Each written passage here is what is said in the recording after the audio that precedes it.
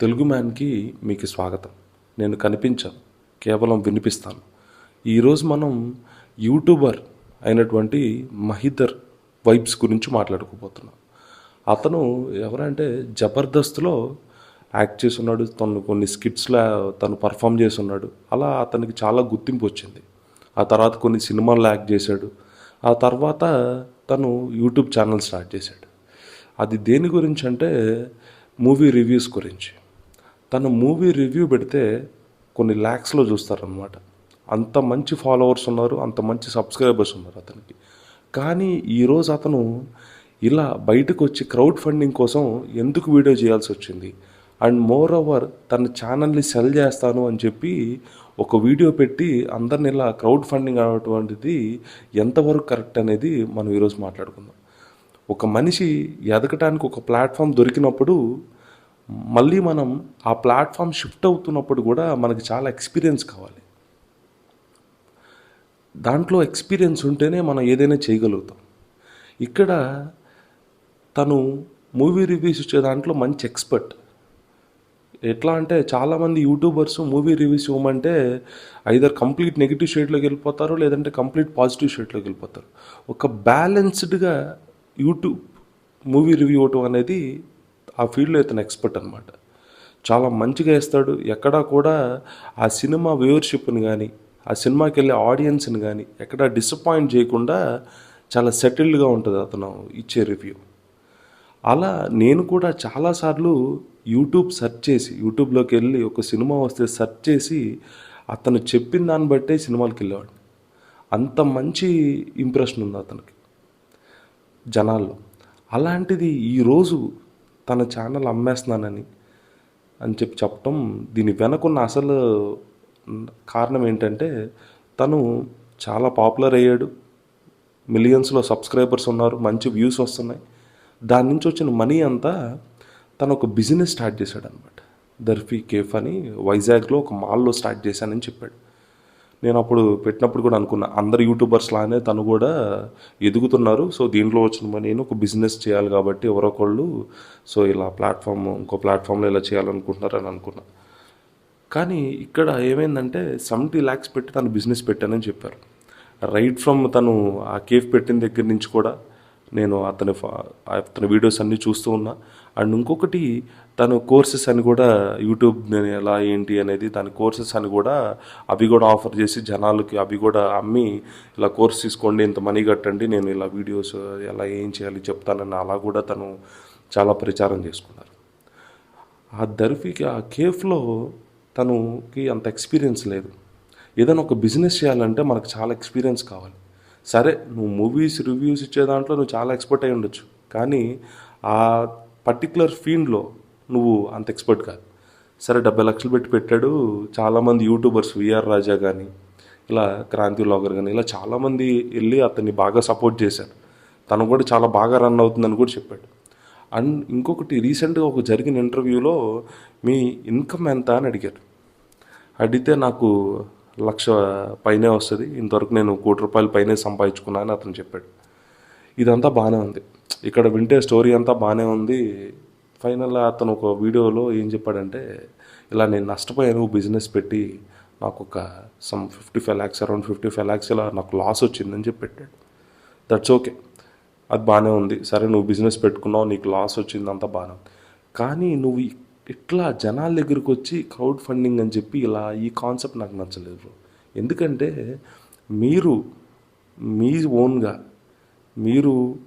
ఓన్గా మీ సొంత పెట్టుబడి మీరు సంపాదించిన డబ్బులతో పెట్టుకుని ఈరోజు జనాల్ని డబ్బులు ఆడటం అనేది కరెక్ట్ కాదు. ఎందుకంటే మీకు ఎక్స్పీరియన్స్ ఉందా లేదా, ఫస్ట్ థింగ్. అసలు మీకు ఆ బిజినెస్ కలిసి వచ్చిద్దా లేదా, మీరు ఈ రెండు బ్యాలెన్స్ చేయగలుగుతారా, దీన్ని మార్కెటింగ్ ఎలా చేసుకోవాలి, అసలు ఆ ఏరియాలో ఆ బిజినెస్ నడిచిద్దా లేదా, ఇలా ఇవన్నీ ఆలోచించుకుని మనం ఒక బిజినెస్లోకి దిగాలి. చాలామంది యూట్యూబర్స్ ఇలానే బిజినెస్లు పెట్టి ఫేమస్ అయ్యారు, మంచి మంచి పొజిషన్స్లో ఉన్నారు. వాళ్ళని చూసి నువ్వు కూడా స్టార్ట్ చేసి ఉండొచ్చు, కానీ ద ఫార్ములా ఇస్ డిఫరెంట్. ఇక్కడ business formula different, YouTube formula different. ఇక్కడ మీరు అందరికి నచ్చారు, కానీ అక్కడ మీరు నచ్చకపోవచ్చు. ఎందుకంటే మీరు పెట్టే ఏరియా మంచిది కాకపోవచ్చు, మీరు మార్కెట్ చేసుకోవచ్చు, ఇలా చాలా జరిగి ఉండొచ్చు. ఇక్కడ మీరు ఇలా వచ్చి జనాల్ని డబ్బులు ఆడడం అనేది మాత్రం అస్సలు కరెక్ట్ కాదు. ఎందుకంటే మీకు డబ్బులు పోయినాయి, సరే మీకు ఎటు యూట్యూబ్ రెవెన్యూ వస్తుంది కదా, ఎక్కడన్నా ఒక లోన్ తీసుకుని మీ యూట్యూబ్ రెవెన్యూ మంచిగానే వస్తున్నప్పుడు, ఇప్పుడు వీక్లో 2-3 సినిమాలు రిలీజ్ అవుతున్నాయి, మీరు 2-3టికి రివ్యూస్ ఇస్తే యావరేజ్గా 1 lakh మెంబర్స్ వస్తారు ఈజీగా. అలా మీరు ఒక 1 మంత్కి మీకు ఒక 10 వీడియోస్ అబౌవ్, మీరు ఇంకా ఎక్స్ట్రా వీడియోస్ కూడా చేయొచ్చు నిజంగా మీకు మనీ కావాలంటే. ఎందుకంటే మీ వ్యూవర్షిప్ బాగుంది కాబట్టి మీరు మనీ కావాలంటే ఇంకెక్కువ చేసి ₹1 ఎర్న్ చేసుకోవచ్చు, తప్పేం లేదు. అలా మీరు దాన్ని ఆ అమౌంట్ ఏదైతే మీరు లాస్ వెళ్ళారో దాన్ని నువ్వు కొంత టైం పట్టిద్ది రికవర్ అవ్వడానికి. ఎప్పుడు కూడా లాస్ వస్తే అదొక 1 yearకో 2 yearsలోనే అసలు కొంతమంది లైఫ్ అంతా నష్టపోయిన వాళ్ళు ఉన్నారు బయట బిజినెస్ పెట్టి. ఇలా మనకు ఓవర్ నైట్లో వచ్చి యూట్యూబ్లో ఎక్కడో వీడియో క్లిక్ అయితే మనం ఫేమస్ అయినంత అలా ఉండదు లైఫ్, బిజినెస్ లైఫ్. ఇది కొంచెం డిఫరెంట్గా ఉంటుంది ఈ లాస్ లైఫ్ అనేది. ఇక్కడ మీరు కొంచెం టైం తీసుకుని, మీకు కొంచెం టైం పట్టింది, ఓపిక పట్టాలి. మీరు ఎక్స్ట్రా వీడియోస్ చేసుకుని ఎక్స్ట్రా వ్యూవర్షిప్ మీరు తెచ్చుకుని దాని నుంచి వచ్చిన ఇన్కమ్తో మీరు లోన్ తీసుకుని మీరు రీపే చేసుకున్నా కూడా అది చాలా బాగుండేది అనమాట. కానీ ఇలా క్రౌడ్ ఫండింగ్ పెట్టడం మాత్రం అసలు నాకు ఏమాత్రం కూడా నచ్చలేదు. ఇది అసలు కరెక్ట్ కాదు బ్రదర్. ఎందుకంటే మనం ఎప్పుడైనా కూడా, ఇప్పుడు మీరు కోర్సెస్ ఆఫర్ చేశారు, కేఫ్ అన్నారు, దట్స్ ఫైన్. కానీ ఇక్కడ మీరు ఏదైనా జనాలకి ఏదైనా ఫ్రీగా చేసే, లైక్ ఫర్ ఎగ్జాంపుల్ చాలామంది రివ్యూవర్స్ ఫ్రీ మూవీ టికెట్స్ ఇస్తున్నారు. అలా మీరు కూడా ఏదైనా చిన్నవి చేస్తుంటే చాలా బాగుండేది. అలాంటివి ఏం చేయకుండా మీరు జబర్దస్త్లో ఒక మంచి రోల్స్ ప్లే చేసి, సినిమాల్లో యాక్ట్ చేసి, ఇలా తెలుగు మూవీ రివ్యూస్ కమ్యూనిటీలో ఒక టాప్ యూట్యూబర్గా ఉండి ఇన్ని చేసిన మీరు ఇలా ఆలోచించడం మాత్రం కరెక్ట్ కాదు. గివప్ ఇచ్చారు, that's fine, it's your personal opinion. కానీ ఇలా జనాల దగ్గరికి వచ్చి డబ్బులు అటువంటి కరెక్ట్ కాదు. మీరు ఎక్స్ట్రా వీడియోస్ చేయండి, మీ ఛానల్ అమ్మే అవసరం లేదు. మీకు వ్యూవర్షిప్ బాగున్నప్పుడు ఈ రోజే మనం అమ్మేయాలా, ఈ రోజు అన్నీ రీపే చేయలేం, కొన్ని తట్టుకోవాలి, తప్పదు. అప్స్ అండ్ డౌన్స్ ఉంటాయి లైఫ్లో, తట్టుకోవాలి. మీరు ఎక్స్ట్రా వీడియోస్ చేసి, నా సజెషన్ అయితే ఇదే, ఎక్స్ట్రా వీడియోస్ చేసి ఎక్స్ట్రా వ్యూవర్షిప్ వస్తుంది మీకు, మంచిగా చేసుకుని అందరికీ నచ్చే వీడియోలు చేసి ఇంకా ఎక్కువ ఇన్కమ్ సంపాదించి దాన్ని లాస్ని రీపే చేసుకోండి.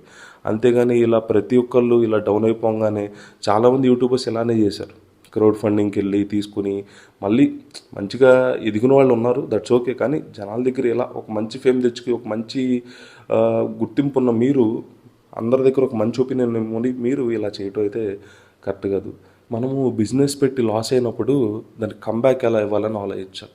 ఐదర్ ఆ విషయంలో కాకపోవచ్చు, మనకు కలిసి వచ్చే విషయంలో ఆస్ట్రాలజీ చూపించుకోవాలి. మన బిజినెస్ స్టార్ట్ చేసేటప్పుడు ఆస్ట్రాలజీ చూపించుకోవాలి, అసలు మనకి కలిసి వస్తా లేదా. మనం పెట్టే పెట్టుబడి ఒకవేళ లాస్ అయినా కూడా మనం దాన్ని తిరిగి తట్టుకోగలుగుతాం ఆ లాస్ని అనేది కూడా ముందే ఆలోచించుకుని దిగాలి. మన కెపాసిటీని బట్టి దిగాలి. అంతేగాని మన ఓవర్ కెపాసిటీ మించి, మన కెపాసిటీకి మించి ఇన్వెస్ట్మెంట్ చేసి తర్వాత మనం లాస్ అయిపోతే ఇలా ఈరోజు బాధపడాల్సి వస్తుంది. ఎందుకంటే ఎవరు రారు. ఇప్పుడు మీరు లాస్ అయిన అమౌంట్ చాలా పెద్ద అమౌంట్, అంత పెద్ద అమౌంట్ రికవర్ చేయడానికి ఎవడో రాడు. అలా కాకుండా మీరు అలా చేయకుండా మంచిగా మీ డబ్బుల్ని చూసి, ఎవరైనా కూడా ఈ వీడియో చూసి ఎవరైనా కూడా మీ డబ్బుల్ని సరిగ్గా చూసి మంచిగా చిన్నగా స్లోగా పైకి వెళ్ళాలి. అలా ఒక్కసారిగా ఈ యూట్యూబ్ కమ్యూనిటీలో అతను వెళ్ళింది స్లోగానే వెళ్ళాడు, కానీ బిజినెస్లో అలా కాదు, ఒకేసారి ఇన్వెస్ట్మెంట్ అయింది, పెద్ద ఇన్వెస్ట్మెంట్ చేశాడు, అక్కడే లాస్ వచ్చింది. సో ఇలా భవిష్యత్తులో ఎవరు నష్టపోకుండా ఉండండి. మీరు చూసుకుని మీకు ఎంత కెపాసిటీ ఉందో అంతే ఇన్వెస్ట్మెంట్ చేయండి, ఎక్స్పీరియన్స్ తెచ్చుకోండి. ఫస్ట్ ఎక్కడైనా పని చేయండి, మీరు ఎంత పెద్దవాళ్ళైనా కూడా, అది చాలా మంచిది మీకు. Anyways, thanks for watching Telugu man.